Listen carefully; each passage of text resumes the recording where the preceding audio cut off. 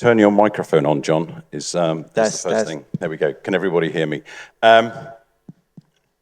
Isn't sport amazing? I think the thing about sport for me is that it's an emotional product. It helps define identity. It creates community. As an advertising agency, it also creates those can't skip the advertising moments. But importantly for today's discussion, it drives innovation. We're going to talk about reinventing sports broadcasting here in the MENA region. I joined the MENA region in March for one reason and one reason only. Being head of sport for an advertising agency is probably the best job in the world if you're doing it here. Here's where innovation is. Here's the epicenter of sport. And I'm really pleased that we can invite a panel of innovators, rights holders, and if you could introduce yourselves, please, and tell me, I'm going to start with you, sir. If you could introduce yourselves and tell me what excites you about innovation here in the region. Yeah, this is Samah Raidan, Dentsu Sports Analytic Vice President MENA. I consider myself actually fortunate. I'm passionate about sports, and also sports is my profession. What excites me actually in the region, we have seen in the past years, the sports landscape is fast transforming from football and male-dominated sports economy to a more diverse and more inclusive sports economy. We have seen actually sports like tennis, like motorsports, esports, women's sports, all becoming part of the sports landscape.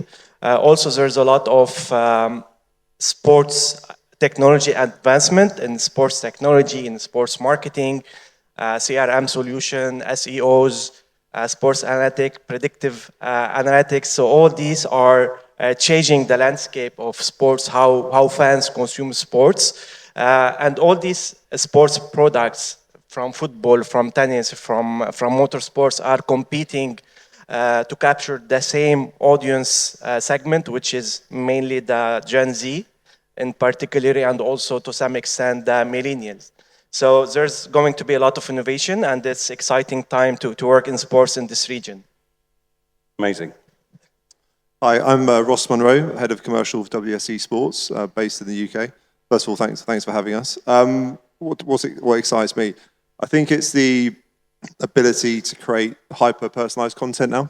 So we've been working as a company for the past 10 years to automate highlights. We've got a proven track record in that space. And we're able to do localized content, but with the introduction with the generative AI tools that are out there, we can do now hyper-personalized content, which I think will be huge for the region with all the different languages, dialects, the nuances of those different cultures, etc., to really take engagement to new levels. So that's, from a high level, what I'm very excited about. Good morning. Peter van Dam, Saudi Pro League. The Center of Sports in the Middle East is in Saudi. Here. For us, it's a very interesting time to see how we can get our content in the region and around the world. We did maybe some bold moves over the last few months regarding rights, and I believe we're going to do this more. It's very interesting to see how young people consume content and consume the way they want to see things happening and looking at players or clubs or leagues in all. And we need to make sure we are together with other leagues and we can take the forefront in this. Morning. So my name is Barry Kassab, Market Development Manager at Shure. Of course, talking about the company as an audio company, right now we're celebrating 100 years old, which is a massive milestone. Of course, these things do not happen coincidentally, and it happened because we are following market trends since the early days, since 1925. And one of the most important things is that this region is actually triggering innovation around end users, where we actually have a pretty much a staple in the market when it comes to high-tier wireless. As a matter of fact, we're using our microphones on stage. And when you're talking about high-tier wireless systems, you're talking about zero tolerance achievements. It's like achieving the zero tolerance wireless connectivity where things can work seamlessly with no interruption, because in live events and sports, any interruption of any kind, feedback or dropout on the microphone is a no-go. It's like a no-pay in some cases as well. Of course, as well, we have also new innovations when it comes to even field production right now that we can talk about later maybe today, that can be a complete game changer. So the amount of innovation that we have in the company in the past at least 7 to 8 years is massive. And it's pretty much an eye-opener when it comes even to sports events as well. Thank you very much. Good morning. My name is André Fleckel. We are the rights holder of Games of the Future that is happening in Abu Dhabi from the 18th of December till 23rd. The company is called Phygital International, and maybe I have to explain the term Phygital. It means physical and digital. So our event has 11 disciplines, and in the phygital discipline, football, for example, you play on a video console, like PlayStation, and then the same people go on a small-sided football field, and the combined score makes the winner. We do the same for basketball, for other disciplines, tech sports like drone racing, battle of robots. It's very much innovative, and the reason why we came here is the support from the local authorities, from the sports ministry, a lot of experts here. So doing our first international edition of that event, it's the perfect playing ground for us, and we are very happy that we have the support here. Great. So picking some words, some keywords that you've spoken about there, I've heard diversity, personalization, technical innovation, relevance of news, and the mashup of physical and digital. I think, ladies and gentlemen, it's time for us to play innovation bingo. And I'm going to lay down some words of direct-to-consumer, low latency, AI, dynamic content, blockchain, virtual world, first-party data, and the creator economy as words you're not allowed to use in the next half hour. Peter, I'm going to start with you. The Saudi Pro League has moved from a local league to one of the most globally talked about leagues. What are your biggest challenges in scaling a broadcast operation which enables you to both maintain the amazing production quality of your live coverage with that kind of global relevance from a storytelling perspective? Big question.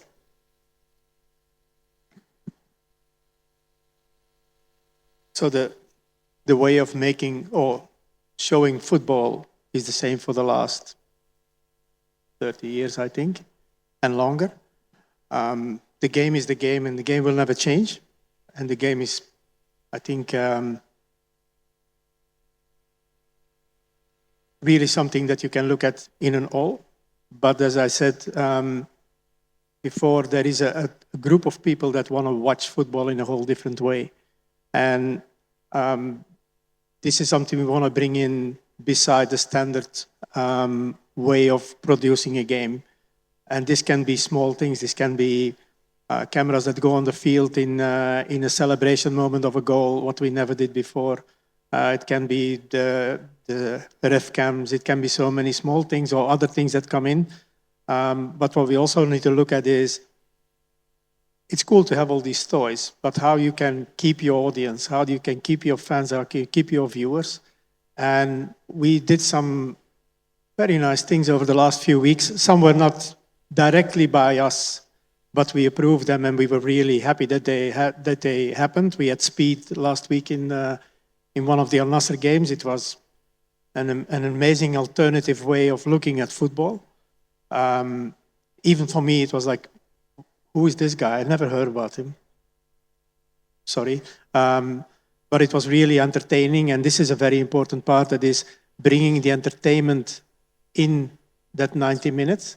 And that can be with graphics, with statistics, with data, with so many things. But we should not be shy of trying things and innovating and listening to young people.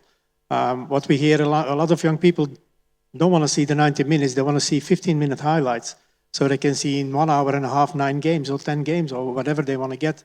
And that's the time they want to spend on watching a round, for instance. So we need to listen to them. Social media becomes a very important part. influencer becomes a very important part. We have in France, we have Zach Nani, that is, we made a deal with.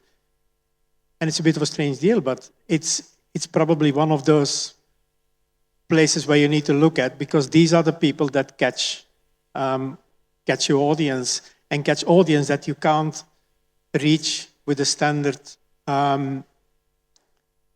promotion round or whatever. You will not get them, so you need to get them in another way. So it's a very interesting time for us.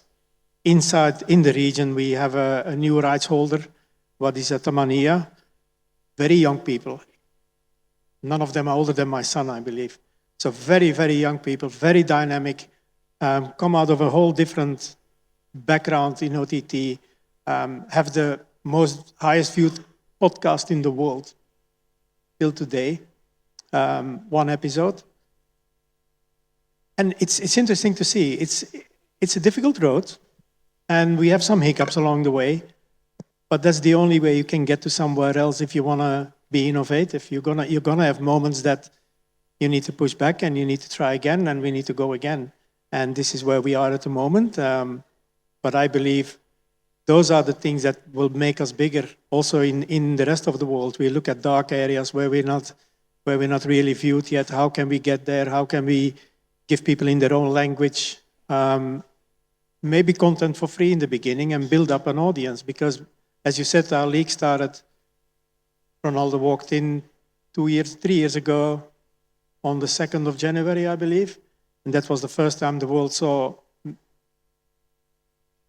football in Saudi opening up. But then the decision of the leadership to say 2030 is for us a point where we want to be a world player. And I think we're getting there. If I see some games now, the quality of our games is really, really high. And not only the international players, but also the local players, the local talents. And we see now local talents going to European leagues, what means it works.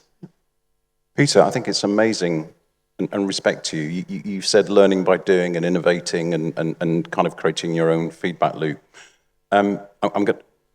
Ross, you're at the forefront of, if Peter's got the live experience and the kind of major shelf space in that kind of sports consumption, how are you innovating in taking that live product and giving it an extended shelf life? So, I mean, at WSC, just to sort of a high level, we're taking in all the live broadcast streams. We're slicing and dicing the video and the data, and then we're putting together really engaging highlights and compilations and reels, etc. But it's also possible to use that live metadata feed to create really immersive, engaging live experiences as well. So I'm sure everyone has seen catch-up services, rapid recap, key moments now that sit within a panel within the live broadcast. We're effectively powering all of that. But the next, I suppose, evolution of that is going to be, that's then going to be personalized for each individual user. Okay, so they will know exactly what types of moments I'll be inclined to watch based on predominantly first-party data. But then we've also got the means now of actually our own recommendation engine and surfacing content within the live broadcast based on user behavior. Okay, so if someone is more inclined to watch a certain type of golf shot, whatever it may be, we can leverage that data and then make sure we're surfacing the type of content someone wants to see. I think personalization is the key to sports consumption moving forward. How far do you see that going? How much data do you have access to? I think in sport it's in its infancy. Okay, now we work with a number of tier one rights holders right down through the football pyramid, and there's a dearth of first-party data. Okay, there seems to be a real big drive for it at the moment, but without that, it's difficult to make those to marry up that first-party data with the metadata threads that are coming through the live broadcast. So I think there's still a long way to go, but it's in a continual loop. What we can actually generate through our technology, we can then effectively feed that back into a CRM or data warehouse where that can be leveraged across other aspects of the business, and vice versa. We can also take that those preferences and any other data inputs those users are putting across that business, feed it back into ours to create a richer, better experience.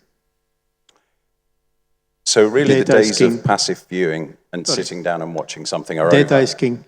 Data is key.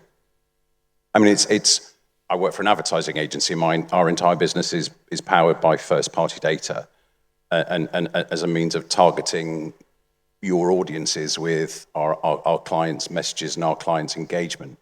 And it is that kind of, my question is sort of moving on, is that kind of passive world, Peter, I'll propose this to you, of sitting back and watching content. Has that stopped?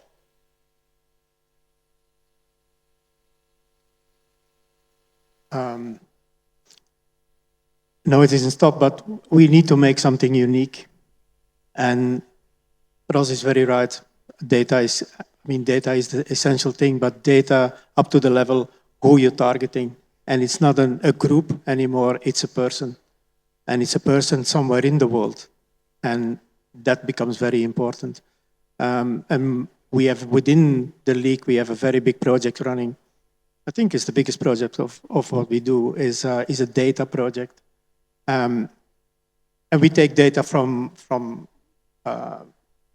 other suppliers like Opta, but we also have internal data. The main thing is combine it.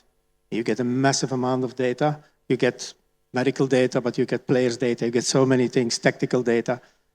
The next phase is now, how can we segregate that in usable for broadcast, usable for acquisition, usable for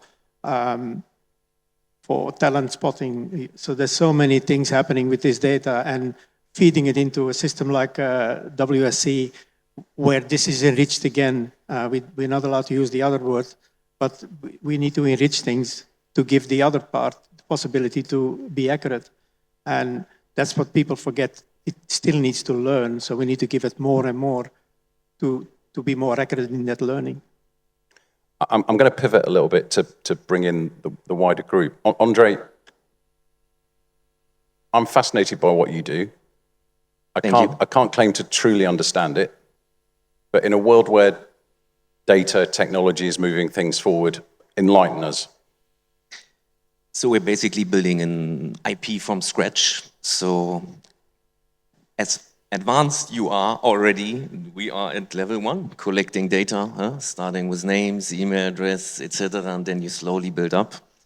But the beauty is when you build something from scratch that you can define it. So also a whole media rights strategy, we have less boundaries. So it's easier for us, for example, to work with streamers and we treat them like a media partner, and then you have people on YouTube and Twitch streaming our content. In general, the event hits a target group that is both in a digital world and in a physical world. And in many countries, there's still a challenge that, as lovely gaming is, still too many people play too much games and not do enough sports. And instead of telling them, don't do this, you pick them up where they are and say, okay, gaming is still great, but please add the physical part to it. And then combine it to one competition. Obviously, the target group, who is on average, I would say, 25, consumes short-form content. Even when we talk about documentary formats, these horizontal formats, for example, on TikTok or Instagram, 2 minutes work well, I would say. We also have to keep in mind that we have very much a global audience. So we need to create content that is appealing to many people and personalize it together with partners. Otherwise, it's way too challenging. So we cannot translate to 100 languages or 50 languages. So we're relying on partners. Some of them are here who help us with AI tools, with localization, and also media rights partners and streamers who bring us closer to audiences. There's no other way than with partnerships. This is mind-blowing, right? The kind of collaboration of real world in real life with digital. You're at the forefront of this kind of next generation sports entertainment. I'm going to bring in Barry. Barry, audio, I'm going to play devil's advocate, so do forgive me. audio is radio and it's a bit old school, isn't it? How do you position audio as part of the future? Well, to start with, I mean, we can see there's a massive evolution in video. I'm talking about 1K content becoming old school. Talking about 4K, and now it's having 8K, and then HDR, HDR Plus, and all these massive screens that are very immersive. And looking at audio, I mean, when it comes to live sports, still a stereo content. Now, leveraging on what my fellow colleagues here mentioned is like, between metadata, gaming, data that is being collected, there's so much value here, and the company actually is looking through this already as Shure. What we're looking into right now is we actually revolutionize the way audio is being picked up in the field. So if you want to just look at the technology in that aspect, we're talking about the shotgun microphones being primarily used in the field at the moment. It is the only engine that is picking up the audio from the field. And this technology has not evolved since the 50s. As a shotgun pickup with a lower, would you define it, let's say, technologically as a very narrow pickup. But the problem with this is that you can actually be very directional at certain frequencies, but when it comes to the noise and the background and the cheering, it's more omni, as in multi-directional. And that means you have to pick up a lot of that noise. So what we've been doing is that we've been studying the experience of gaming, where people have to customize the sound, customize the experience, and being able to have something that is very convenient to them to be in the game. That's one side. The other thing is cameras are already picking up a lot of metadata that can be leveraged on massively. So we created a smart microphone, a single element that has 8 shotgun microphones that are steerable, and it picks up very directional sound from 100 hertz onwards. So that means I'm able to even direct the microphone away from the noise if I need to. But then these microphones can be steered via IP, which means now I can use metadata to steer these microphones to hear the favorite player, my favorite car, my favorite racer, and so on and so forth. Now, putting all of that together then, I'm able to make people watch the game as if they're playing a game, but it's a real event. But also able to also leverage from an ROI perspective as well, is I'm able to scale up a lot of things that's not been utilized before and make people even more attracted to sports and live sports, rather than just watching a game from far away, but being in the game, hearing the friction, hearing the action, in addition to the atmosphere as well. I think as someone who failed to turn on his microphone to start with, I can honestly say sound's an important part of the viewer experience. And I personally, I started in radio production, so for me it's a very emotional part of the experience. I'm going to sum up. Everyone here has spoken about data. Everyone here has spoken about audience insights. Talk to me about its role commercially in your life, in that data and targeting of audiences. Yeah, well, actually, to start with, about data. So data without context is useless. So what we need to do as sports marketeers is to create the right context for this data and transform the data into sports, into intelligence, and use this intelligence to drive a business forward, to drive marketing forward, to drive strategic storytelling, to commercialization, monetizing data. So this is important to start with everything with understanding the fans. The first step, basically, for any organization to be successful is to have this marketing orientation, and marketing orientation usually starts with understanding fans.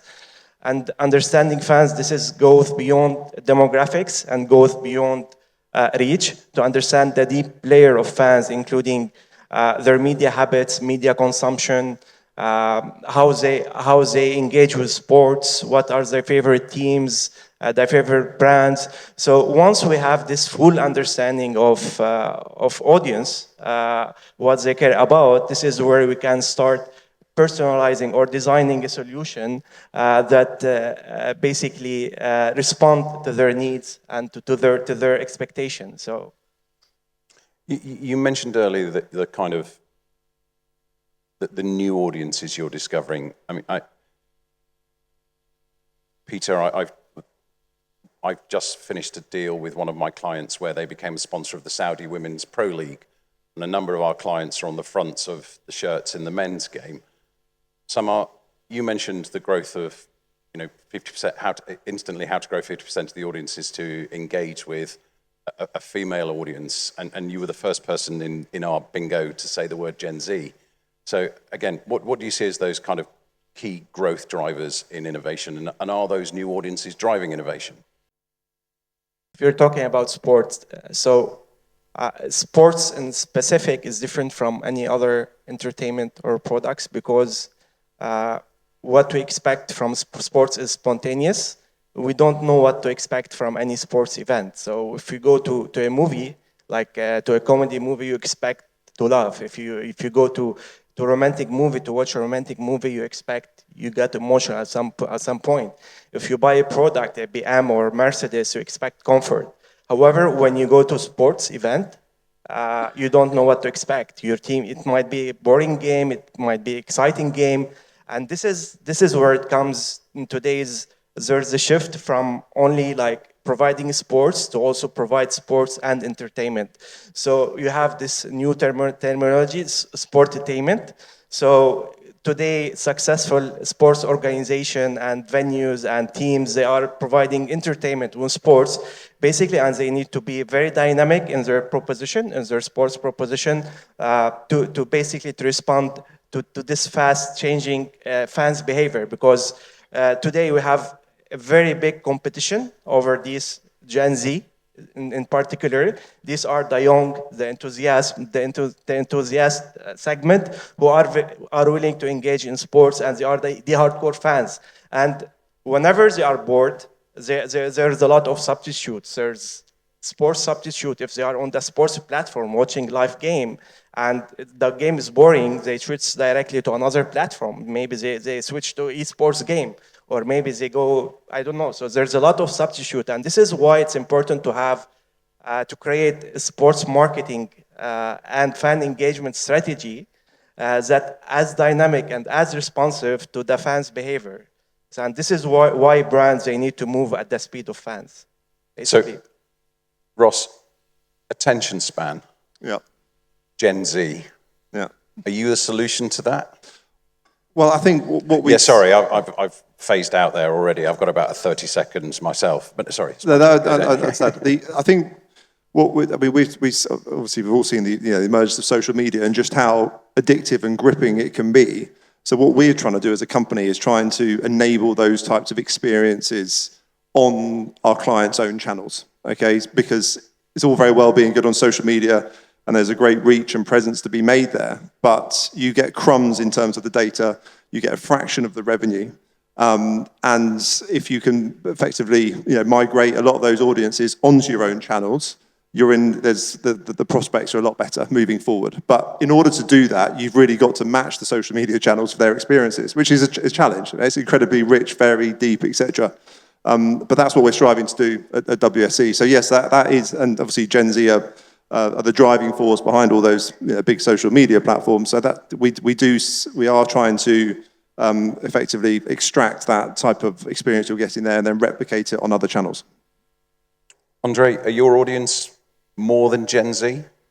That's the idea, to pick up also parents to visit our event with their kids. But the core is, of course, the Gen Z, and I couldn't agree more with Ross that you need to pick them up on these social media channels and then bring them to your own channels, and there you have the data, you can monetize, you own the content, etc. And being on track with what's happening on TikTok, Instagram, how that fast that changes is already a lot of work, and you somehow need to build a content machine that is efficient and is providing content as much as possible, and you learn from it. That's the key, I would say, for all sports organizations to do that. And there are already good examples out there, but yeah, it's not that easy, huh? And it's different from sports to sports. And I would even argue in different areas of the world, it's also slightly different. Yeah. So I'm going to switch a little bit and come back to you, Barry, in terms of new platforms. There's a joke about being in London, you're never more than 6 meters away from a podcast producer, in that one of the kind of side switches was that took a lot of people by surprise was the rebirth of audio as a growth platform. What's your space in the podcast world? When it comes to podcasts, I mean, we have one of the the biggest icon in podcasts. I mean, some people call it the Joe Rogan microphone, some people call it the Michael Jackson microphone. Simply, it's an SM7B. It's that big black microphone that is mostly famous in the radios. And one of the things that the company leveraged on as well is like the fact that Gen Z wants a plug and play. So at the moment, I think when it comes to the availability of podcast microphones in the market, it's quite flooded. But when it comes to the audio quality that you mentioned earlier, is like quality brings the audience in the end. I can have whatever on stage, but if it doesn't sound good, people will phase away. It's a push of a button away from that. So we actually leveraged in making similar shape microphones that is simply plug and play with a built-in DSP that can help in reducing the noise, making more focus on the audio of the speaker, to have even virtual mixers on your laptop, so you don't need to learn mixing. You drag and drop your USB interface, USB devices, and just mix it between it, record it on board. So I think when I'm just browsing on LinkedIn, almost every 3 to 4 posts that has a podcast, from banking to private sector to government, would have a Shure microphone in their podcast. You can hear the difference, right? You can. I do, actually. And I think you do as well. Peter, podcasts, virtual, physical mashups, short form, ultra-targeted content to specific audiences. You've innovated in the last 12 months with your platform shift. Are you going to continue to, adopt everything? I was really impressed when you were learning by doing a moment ago. What are the next big? I don't want you to predict the future because it's a dangerous game. But what are your next thing? What are the things that are keeping you awake with reaching your audience? Keeps me awake. Getting my games on air. As I said before, I think we constantly need to look at and test new grounds. What we did with Tamani was one of them. In some other areas. Now we're looking at, again, what do we need to add on top of those matches to give to our broadcasters to have a better product and to, again, promote our league more. What is good for them and for us, the value of our league goes up. So challenging the referees for the moment and maybe doing a podcast with the referees on a weekly basis, why VAR decisions were made. And those are things we really look at. Still a bit pushback. Right, so we first wanted to have the conversation between the two referees when they make a decision. That was a no-go. But bringing them to a podcast and making this in a language, or then subtitling it and sending it around the world and providing this, those are things we want to try. Having influencers on a screen together with maybe a viewer that they invite or a specialist that they invite, and make a second screen experience for the Gen Z or whoever wants to consume it in a different way with different commentators. What was done in the World Cup, I believe, with is making the players into characters and into figures from was it Toy Story or whatever. Those are all things we need to look at. The German Bundesliga is doing games where the children are the commentators and the interviewers, the talents. I think those are things that are done somewhere else already and then faded out again. And we want to try it again, especially Saudi Arabia. Average age is 36, 37. So we have a very young population. That's part we need to really look at. The other part is getting our fans in the stadiums and getting them engaged with clubs. That's a very important other task for us in getting our infrastructure on a level that it becomes fun to come to a stadium. That I was a few weeks ago in Madrid, and I was lucky to see the derby between Real and Real Madrid and the two Madrid teams. the stadium is really nice to sit. The video walls give you something. The food and beverage is well done. Parking is well done, and these are things we are working on now to really bring the fans back into the stadium and give them an experience that they come off their seat and come back into sports. So these are passion points, right? These are things that drive audiences. These are things that have audiences have deep relationships with. Samar, what are the challenges in convincing commercial clients, sponsors, partners, advertisers to engage with sports, podcasts, physical, digital highlights? What are the data points that clients are looking for? Or what are the triggers that clients are looking for in order to engage? Come again, please. So advertising clients can buy anything. Yeah. They can buy advertising inventory, they can buy digital out of home. In the world of sport, sport's very good at attracting huge mass audiences of passion and interest. But rather than it be an emotional purchase, be it a podcast, be it a new physical mashup of sport, or be it highlights or live experience, what are the data points that clients are buying? What are the triggers that mean that an advertiser can invest in this new innovation?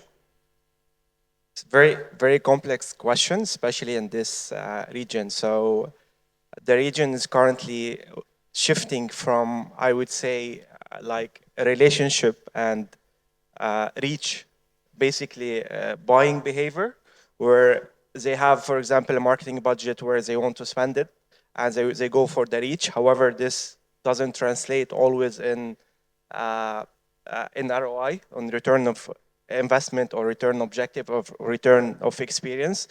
So actually what we do, we help brands and right holder to unlock the full potential of their sports investment through data-driven insights and strategic storytelling using our proprietary tools, sports analytics tools, understanding fans, which is Decoding 360, assess value of the sponsorship and fair valuation of sports assets, and also measure impact, which is the full